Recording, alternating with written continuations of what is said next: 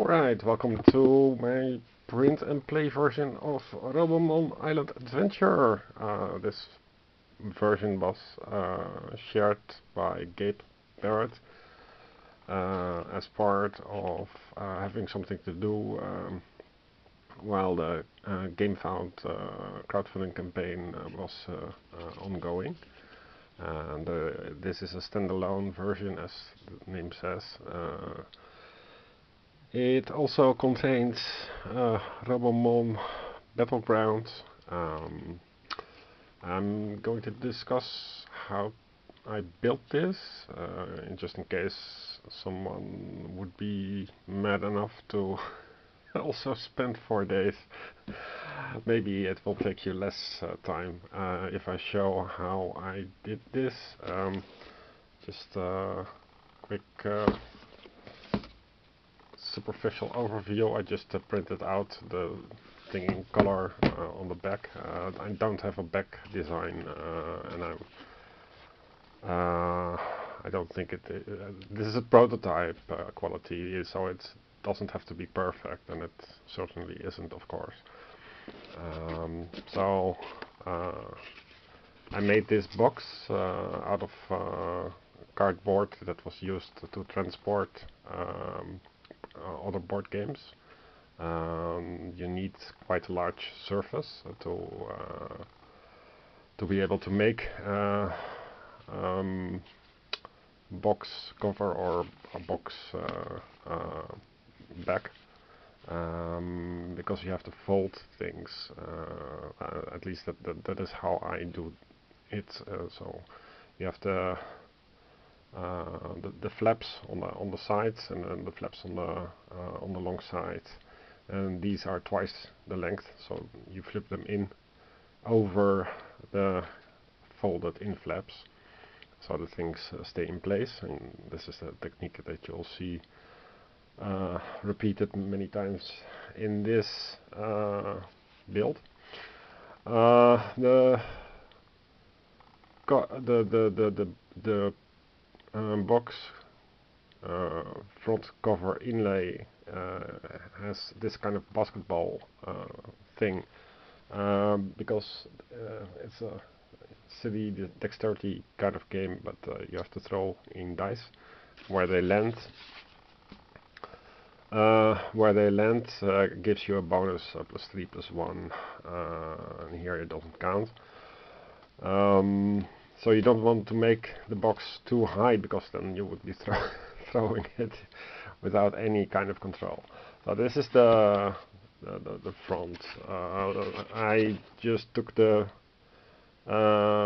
central page, then I used a template to find out for A4, and then I copied the text, placed it on the outside, so from the center to downward. It's very simple. And for the bottom you do the reverse version, so you see that they have the island adventure part nearest to the image. But yeah, if you're a perfectionist, then you make your own inlay text with how many players and how many people and what age and etc. Then I also made this booklet. This only works, of course, if you print the booklet in book form. I said previously that I was going to make a ring binder, but didn't really like the ring binder thing. One thing to note is that in hindsight, this is actually 2 books in one. Yeah. So you have here the battlegrounds.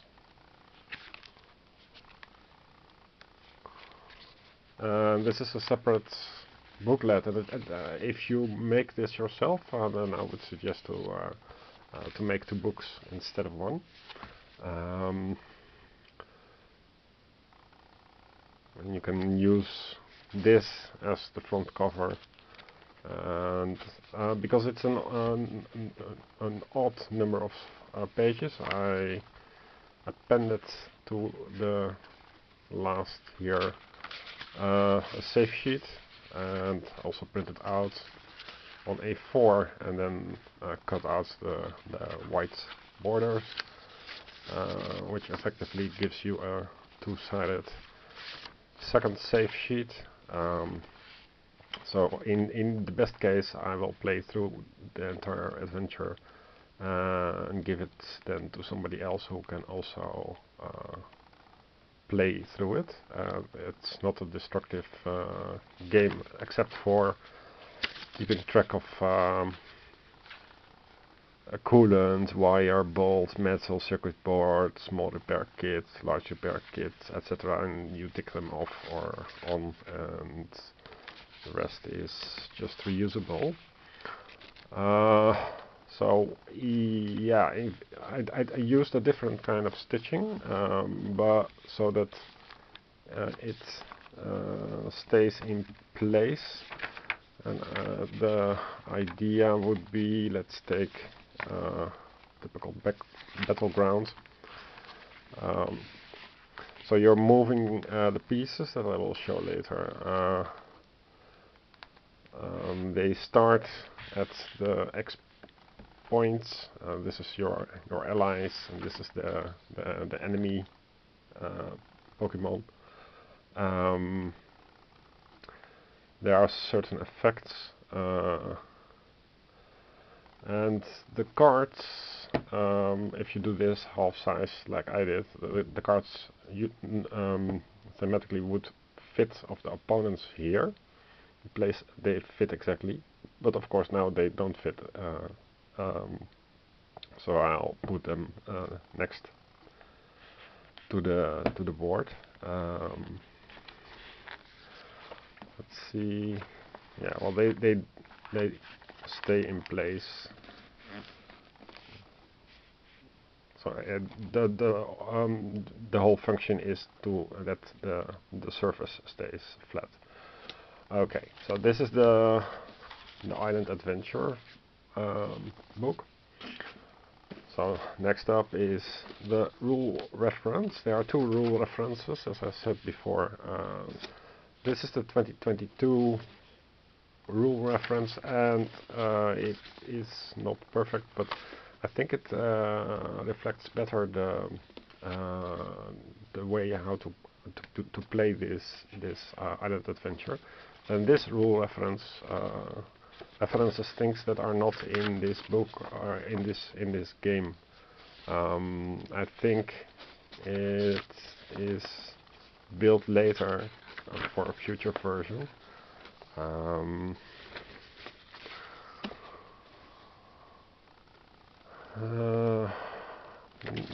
Well, we'll get to it in time.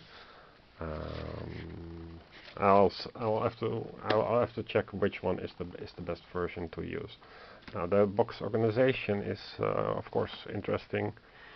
This was 7 by 15 or something, how I measured it last time, and I made, for fitting everything inside, I made yeah, these boxes, and you can see the box also uses the same technique. So you flip over to hold the adjoining edges in place, and then you glue them. So you get a nice box. It's functional. It's not the prettiest, but it's functional. Cut out all these tokens. It's 6 layers, so they feel nice and heavy, tactile in a tactile sense, but it was beyond painful. Oh yeah, and this was a major mess up that Gabe should correct, because these things, they are not mirrored, so they have the same orientation front and back, and this means that if you flip them, they rotate, so you cannot make nice clean 3-coin things. And the same holds for some other things that are not symmetric. We'll get to it. But yeah, Gabe should mirror on the even pages these triple coin things. Here is another thing. So I made these cute little boxes. They are 2 by 7. So you have a nice little strip of cardboard, and you make these lines 2, 4, 8, 10. And these tokens, specifically the, what is it? Some kind of jaws. They also should be rotated, otherwise, if you flip them, you see they rotate 90 degrees. All the other tokens are fine. So you have these 1, 2, 3, 4 broken parts or something. Ideally, I would make 6 of those plus nice covers, but this works for now.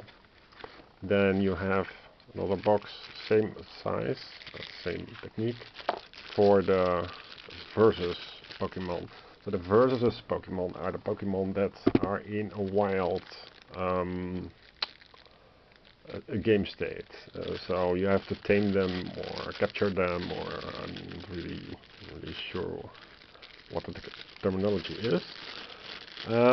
They have a picture that I laminated, so it looks really nice. And if you go for the half size version that I made, you have to make these also smaller.